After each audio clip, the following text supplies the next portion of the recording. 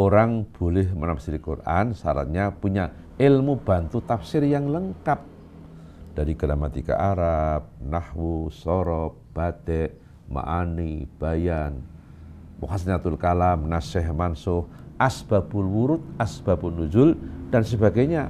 Baru diperbolehkan menafsiri Al-Quran. Kiai Soleh bilang begitu. Terus Kartini bilang, Kiai, saya punya usul sama Kiai menafsiri Al-Quran pakai bahasa Jawa. Kiai, saya punya keyakinan semua ilmu sudah Kiai miliki. Kartini bilang begitu.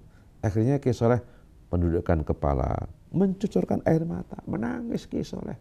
Peninggalannya ketika kitab Fathul Qorib, kitab madhab Syafi'i, maka Diponegoro bermadhab Syafi'i. Tarawihnya 20 rakaat, subuhnya pakai kunut, Jumatannya 2 kali adzan.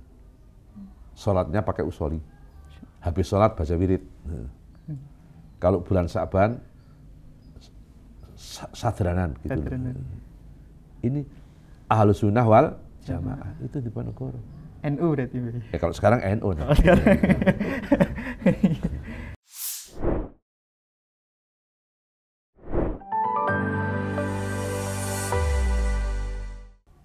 Kita ngerti di tanah Jawa ini yang paling berani menentang penjajah Belanda kan santri. Itu masyhur. Santri itu bernama Ontowiryo. Pangeran Diponegoro. Iya, itu putranya Sultan Hamengkubuwono III, ibu dari Pacitan. Ontowiryo itu dulu kan mondok di Tegalsari, Jetis, Ponorogo. Menjadi santrinya Kiai Haji Hasan Besari dan Kiai Haji Nur Sodik. Kemudian mondok di Bagelen Purworejo, mengaji tafsir Jalalain kepada Kiai Haji Baidowi, santren Bagelen Purworejo. Ngaji tafsir juga? Iya, tafsir Jalalain. Kiai Haji Baidowi punya putra namanya Kiai Haji Hasan Muhibat. Salah satu keturunan Kiai Haji Hasan Muhibat hari ini menjadi Menteri Perhubungan, Bapak Insinyur Budi Karya Sumadi. Itu sejarah. Ontowiryo mengaji ilmu tarekat, tasawuf kepada Kiai Haji Taftazani Kartosuro. Ontowiryo pun mengaji ilmu hikmah, ilmu kanuragan kepada Kiai Haji Nur Muhammad Ngadiwongso Salaman Magelang. Ilmu kanuragan itu kalau menurut Banser sejenis nguntal gotri gitu loh. Ampuh ya. Iya, pering petuk segala itu. Kayu stegi gitu dan sebagainya. Itu. Enten ilmu ini gitu. Ya ada itu. Ini. Ontowiryo ini namanya oleh pemerintah dijadikan nama kampus negeri di Kota Semarang, di Tembalang dan Bleburan. Iya itu. Bahkan oleh pemerintah Ontowiryo namanya dijadikan nama Kodam Jawa Tengah dan Yogyakarta. Ontowiryo terkenal dengan nama Pangeran Diponegoro. Itu. Nama aslinya Ontowiryo, nama kiainya Abdul Hamid, nama masyhurnya Diponegoro. Adapun nama lengkapnya Kiai Haji Kanjeng Bendoro Raden Mas Ontowiryo Abdul Hamid Mustahar Heru Cokro Senopati ing Ngalogo Sayyidin Panatagomo Amirul Mukminin Khalifatullah Tanah Jawi Pangeran Diponegoro, pahlawan Gua Selarong. Itu nama lengkapnya. Masya Allah. Panjang gitu. Iya. Ontowiryo wafat dan dimakamkan di Ujung Pandang, Makassar. Dekat Pantai Losari. Konon Pantai Losari itu pantai bertemunya Daeng Lala dan Elvi Sukaisi.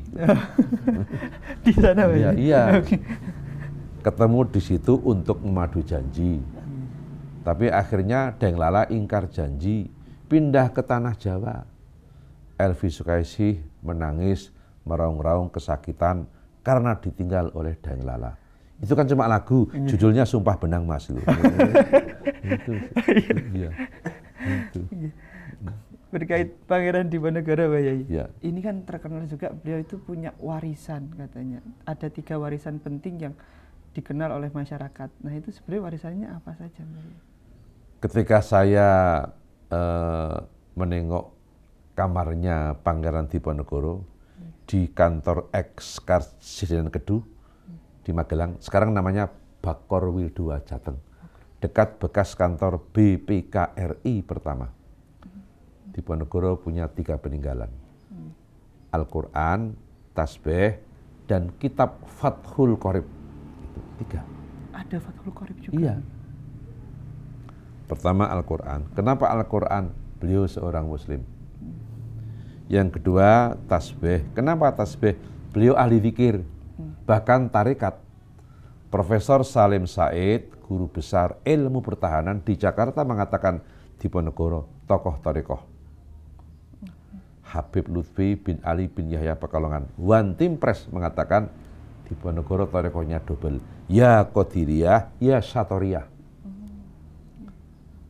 Peninggalan yang ketiga kitab Fathul Qorib, kitab mazhab Syafi'i, maka Diponegoro bermadhab Syafi'i. Tarawihnya 20 rakaat, subuhnya pakai kunut, Jumatannya 2 kali adzan, sholatnya pakai usoli, habis sholat baca wirid. Kalau bulan Sa'ban sadranan gitu. Ini Ahlus Sunnah wal Jamaah, itu Diponegoro. NU berarti Pak Yai? Kalau sekarang NU. Oh, sekarang. Sekarang NU. Iya. Ada anak putri menjadi santrinya seorang ulama besar, jadi tokoh, menjadi pendekar bangsa, Harum namanya. Tapi namanya bukan Harum. Oh, kalau Harum namanya. Iya. Kan di Mayong Jepara ada kiai namanya Kiai Madirono. Ya. Punya istri bernama Bu Aminah. Punya anak putri bernama Ngasiroh.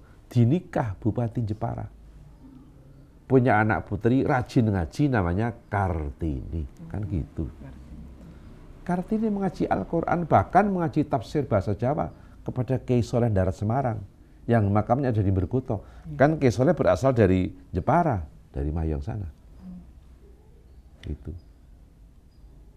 Bahkan ketika Kartini diajari tafsir berbahasa Jawa oleh Kiai Haji Soleh Darat Semarang, kan ada dialog antara Kartini dengan Kiai Soleh. Kiai, tadi Kiai mengajari aku tafsir berbahasa Jawa. Kiai, hati saya tentram Kiai. Tolong Kiai, tafsirkan Al-Quran seluruhnya ke dalam bahasa Jawa. Biar untuk pedoman teman-teman kami, putri-putri tanah Jawa. Waktu itu Kartini tidak mengatakan putri Indonesia. Kenapa? Pada zaman Kartini nama Indonesia belum lahir. Yang ada Jawa Dwipa, Nusantara. Kalimantan belum ada, yang ada Borneo.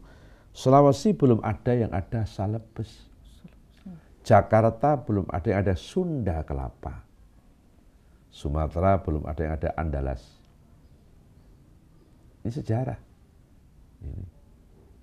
Terus Kiai Soleh mengatakan, Kartini, menafsiri Al-Quran itu gak gampang.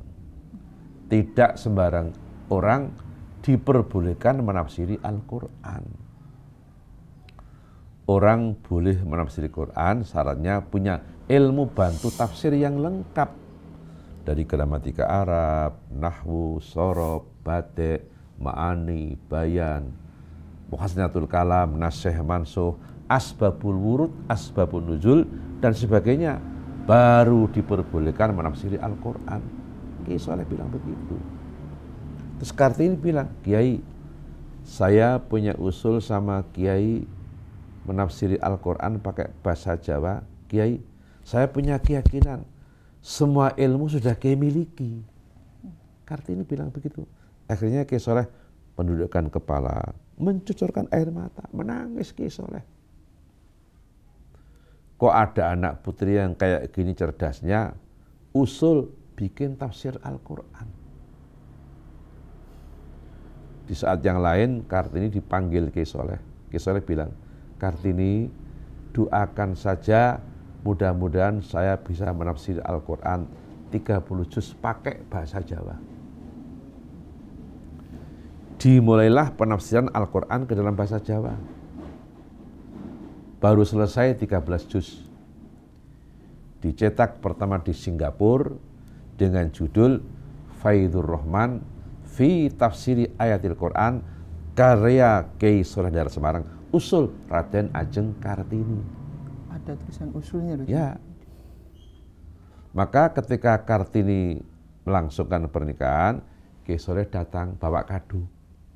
Kadonya tafsir Al-Quran berbahasa Jawa 13 juz. Ini yang dipelajari Kartini. Cuma sejarah semacam ini jarang diterangkan di bangku sekolah. Yang diterangkan cuma habis gelap terbitlah terang. Untung terang dibakal hujan. Mendung. Iya. Ini sejarah. Sejarahnya.